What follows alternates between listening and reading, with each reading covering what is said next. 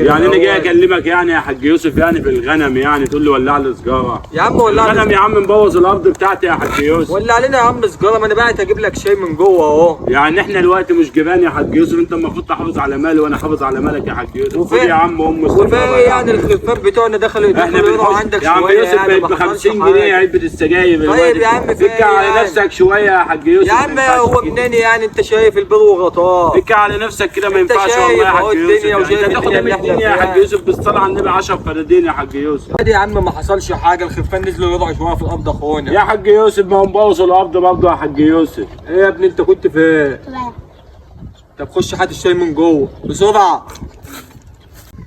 خش يا عم ناول عمك احمد الشهاب. انت جايب واحد شاي بس ليه يا ابني؟ فاحنا هنخمس فيه يا عم. هتخمس في واحد شاي؟ انت بخيل حتى في حق نفسك يا حاج يوسف. انا جاي ضيف عند بيتك يا حاج يوسف عشان تجيب شويه شاي تخمسهم